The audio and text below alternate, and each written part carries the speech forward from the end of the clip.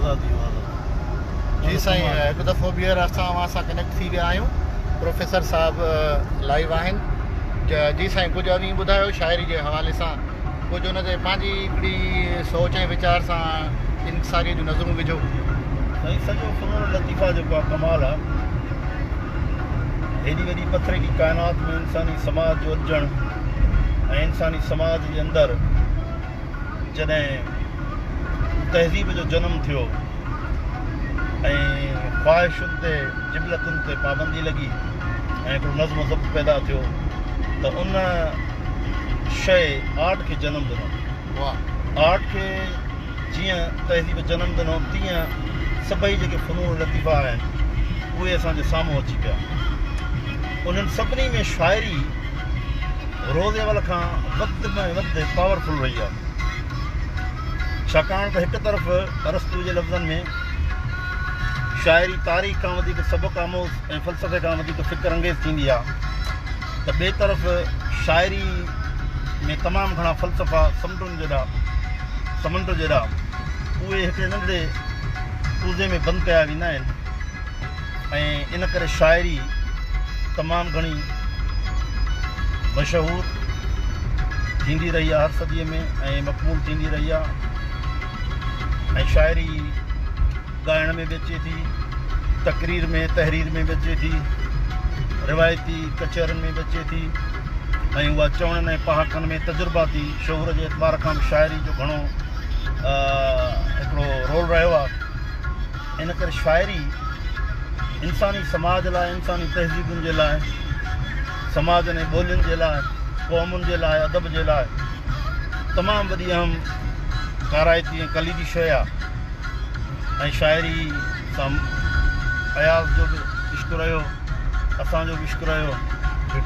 अयाज़ चवंदो त शाइरी निंड जी पहाज आहे ऐं शाइरी जो मज़हब जेको आहे सो उहो फ़क़ति ऐं फ़क़ति तख़यली हूंदो आहे। त शाइरी वॾी शइ आहे। शाइरी जी पंहिंजी काइनात आहे, पंहिंजी जमालियात आहे, पंहिंजा हुन जा कानून आहिनि ऐं शाइरी जी पंहिंजी फिज़िक्स थींदी आहे, शाइरी जा पंहिंजा लॉस थींदा आहिनि, शाइरी जी पंहिंजी ग्रेविटेशनल फोर्स थींदी आहे। शाइरीअ में आम फ़लसफ़ाणो मंतक़ न हलंदो आहे, बल्कि शाइरी पाण पंहिंजे मंतक़ खे जनमु ॾींदी आहे। ऐं शाइराणे मंतक़ में शाइर पबनि ते बि उबमा राबेल जा गुल बि पटे ईंदा आहिनि त ख़ुदा खे फ़तन आसमाननि खां मथां हेठि लाहे पंहिंजे अॻियां बीहारे हुन सां गुफ़्तगू बि कंदा आहिनि। त शाइरी वॾी शइ आहे। काइनात जी ॿोली, फितरत जी ॿोली जेकॾहिं का आहे त उहा शाइरी आहे। ऐं शाइरीअ में सभई फ़लसफ़ा, सॼी ॾाहप, सॼी इंसान जा तजुर्बा उहे समाइजी था वञनि ऐं इहा सॼी मुशाहिदाती ऐं तजुर्बाती जेका ॾाहप आहे उहा जॾहिं शाइरीअ में ऐं वरी ख़ासि तौर ते गायकीअ में अचे, कंहिं क्लासिकल ऐं नीम क्लासिकल रंग में अचे, पोइ त साईं वाह वाह आहे, क्या बात है।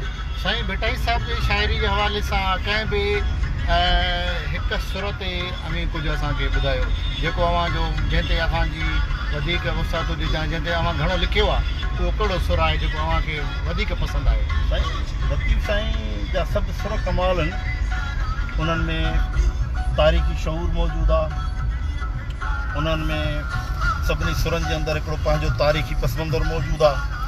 पर जेतिरे क़दुरु मुंहिंजे कमु करण जो तालुक़ु आहे त मूं सिर्फ़ु सामूंडीअ ते घणो कमु कयो आहे ऐं पंहिंजी नफ़्सियात जी फील्ड सां लॻापियल हुअण करे मूं सिर्फ़ु सामूंडीअ ते लेक्चर बि काफ़ी कया आहिनि, लिखियो बि आहे। में बि मुंहिंजा चैप्टर मौजूदु आहिनि, छो त सुर सामूंडी सॼो रुमानवी सुर आहे, निज जमालियाती रोमांस जो सुर आहे या रुमानवी जमालियात जो सुर आहे, जंहिंमें ज़ाल ज़ात जेका आहे उहा पेट ऐं रोज़गार असांखे समुंड में कए वियल हुनजे वर जी जुदाई जो जेको अहसासु आहे उन ते मबनी आहे सुर सामूंडी सॼो। ऐं उन कैफ़ियत में हू कीअं तड़पे थी ऐं पराया वर ॾिसियो कीअं हुनजे लूअं लूअं कांडार जे थी। इहा तड़प, इहा प्यास, इहा हक़ीक़ी इंसान जी जेका नफ़्सियाती कैफ़ियत आहे, जिनसी जमालियात वारी लतीफ़ हिन में कमाल कयो आहे। सो लतीफ़ जा सूरत सभु कमाल आहिनि ऐं लतीफ़ साईं वटि सॼी काइनात जो शऊर हुयो, तारीख़ जो शऊर हुयो ऐं लतीफ़ साईं ईअं ई शेख अयाज़ समेत असां सभिनी जो सरचश्मो आहे फ़िक्री।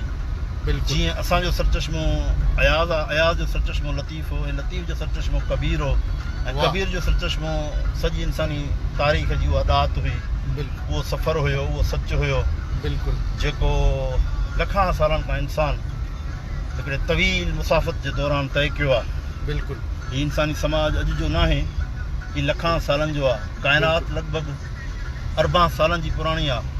रुगो थर जो कारूंजर असांजो 1 अरब साल पुराणो आहे।